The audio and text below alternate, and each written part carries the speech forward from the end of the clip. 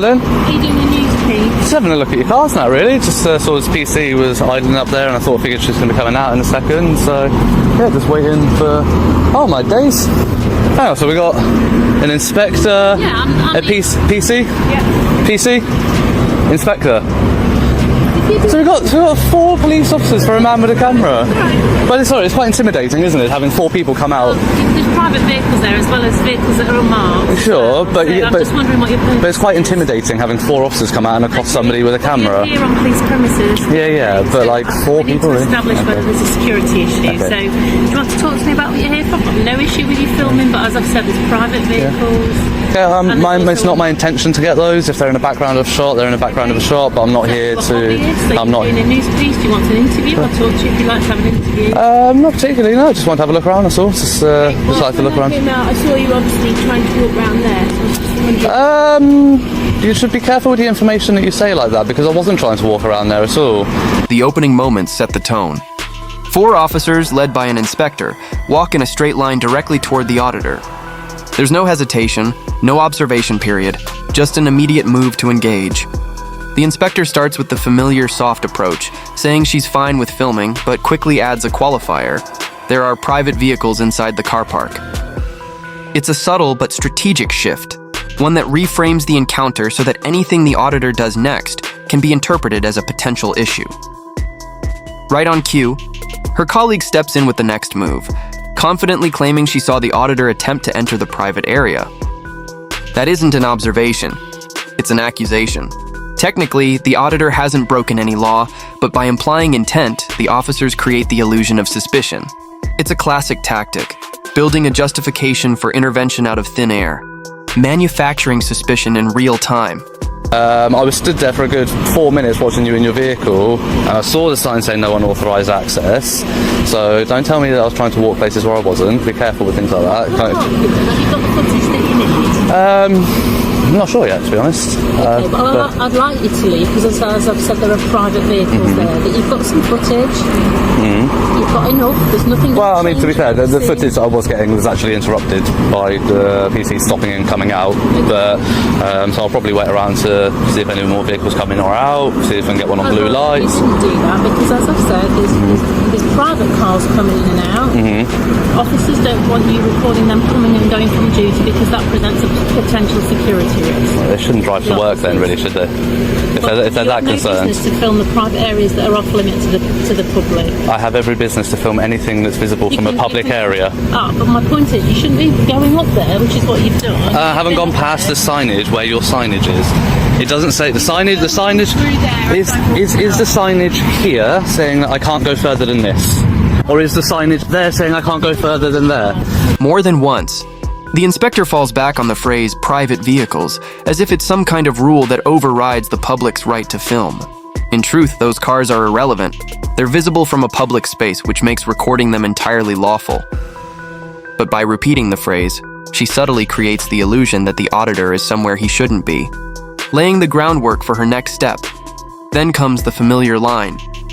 "You've got enough footage." That's not law, that's control. It's her deciding when filming should stop simply because she wants it to.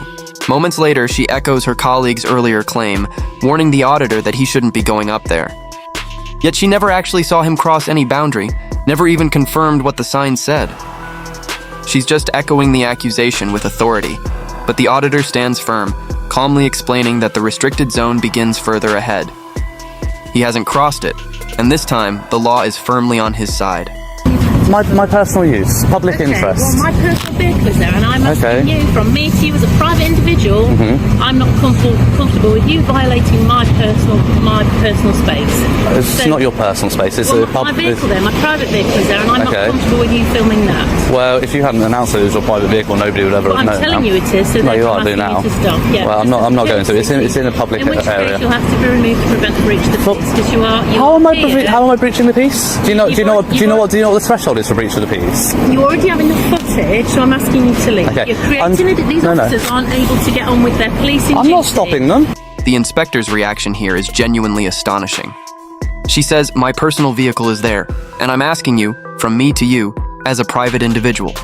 I'm not comfortable with you violating my personal space." Personal space? In this setting, that phrase collapses under its own weight. She's in uniform, on duty, referencing a police car park owned by the force, not by her, and fully visible from a public area. There's no such thing as personal space over something you neither own nor can reasonably expect to conceal. The auditor immediately dismantles the claim, reminding her that it's not her personal space. But instead of acknowledging the point, she doubles down, insisting she doesn't want her vehicle filmed. Here's the irony. No one watching would have known which car was hers until she pointed it out. By making it personal, she exposed herself, not the auditor. Then comes the escalation. She warns that if he doesn't stop filming, he'll be removed to prevent a breach of the peace. That's not how the law works. Breach of the peace is meant to stop imminent violence or public disorder, not to shield an officer from discomfort. What we're seeing isn't public safety. It's emotional policing dressed up as authority. Individuals, as I was getting on with a matter that's of concern to the community, and I've got an individual on police premises filming not only the police cars coming and going, but officers arriving for duty and leaving again. That causes me a concern. So you're working on conjecture there, because I have specifically said that that is not my intention. I've said to you, you're causing me a concern. So Okay. I'd like you to leave. Well, you're concerned. Do you police by your feelings in this country, or do you police by what the law is? I'd like you to leave. Do you police by what? I'd like you to leave. Do you police by what the law is, or do you police I'm by? gonna get the officers to take you away because you are not. Am I in a public place? There are officers having private conversations about cases in the backyard of the police station. Well, they shouldn't It's be. not- They shouldn't be you having are- that conversation in that sort of place. But you shouldn't be there within the scope of being able I can to be. film there. Do you know you can film anything you can see from a public place in the UK? Okay. Is this a public place? This is a public place. There you go. So if I can you film are- it, let me put it a different way. If you stand at the end of my driveway at home, which Sure. is a public place, repairable at public expense, Sure. and you film into my window, is that acceptable? is this your home? Do you live here? Do you sleep here? But these are private premises. Beyond this line here, you are filming from a public into a private space. Is that Okay. permitted? Yes. When the auditor reminds her that he's standing in a public space, she fires back with the classic what if scenario. If you stood at the end of my driveway and filmed into my window, would that be acceptable? It's a weak analogy from the start. Filming into someone's private home could indeed raise privacy concerns under laws like the Protection from Harassment Act or, in some situations, the Data Protection Act. But this isn't a home, it's a police station. The two settings are worlds apart. There's no expectation of domestic privacy in a publicly funded workplace, especially one tasked with public accountability. The auditor doesn't miss a beat. Is this your home? Do you live here? Cutting straight to the flaw in her reasoning. The law distinguishes clearly between private residences and professional environments. Her attempt to shift the context from a public oversight issue to a personal privacy argument just doesn't hold up. She then tries to salvage the point by saying, "This is private premises. You're filming from public into private." That may sound compelling, but legally it's hollow. If something on private property is openly visible from a public space, it can be recorded. Her driveway analogy is nothing more than a rhetorical trap, an emotional pivot away from the real issue. Lawful public observation of a public institution. Absolutely. Absolutely not. Of course it No. is. So you can stand on my road and film me in my home, can you? If your curtains are open, then legally, yes, I can. So if I continue to do it repeatedly, then you could potentially take action about harassment. But at this point, I've been here once only, to come and get some footage. I want to. Just footage for a couple of minutes and then you can leave. No, you don't put a time. You don't put a time limit I on do my put a rights. time limit on you, and I'm telling you. Do you know what now, Article 10 is of the Human Rights Act? You are causing me personally harassment and alarm by filming here. Go talk to the Lord Justice Bean about it. The police have a much higher threshold. To leave and then you're going to go. No, I'm not. I'm not. Arrest me? Yes, You're going to arrest me? You'll be hearing from my absolutely. solicitors and you'll be having a civil suit on your hands. Arrest me for what? What are you going to arrest me for? You are causing a nuisance. What are you going to arrest me for? Either public nuisance or harassment. Public nuisance. Yeah. So under the new legislation, it came with a public. So, And you've got your opportunity to film. So I'd like you to not film or certainly delete anything that has details of my personal vehicle or that of any other police officers there, and then I want you to go. All right?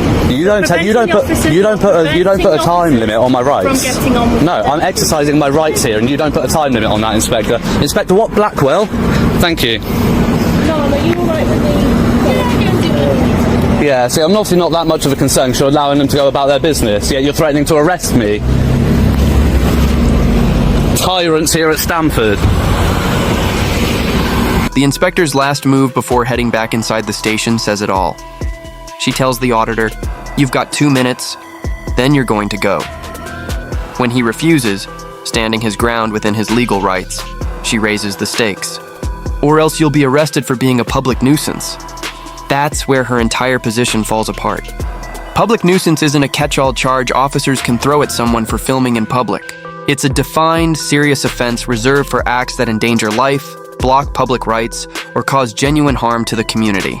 Since 2022, it's been a statutory offense under Section 78 of the Police, Crime, Sentencing, and Courts Act, and it still demands proof of real, substantial harm. Quietly recording from a lawful public area doesn't come close. The threat wasn't about law, it was about control. A clear misuse of authority aimed at intimidation, not enforcement. Chief Inspector John Shields' later response only makes things worse. He starts by claiming Inspector Blackwell was within her rights to ask what the auditor was doing. Sure, asking questions is fine, but that's not all she did. She made false claims about his movements, twisted the notion of personal space to suit her narrative, and threw around threats of arrest for offenses that didn't exist. Shield sidesteps every one of those points.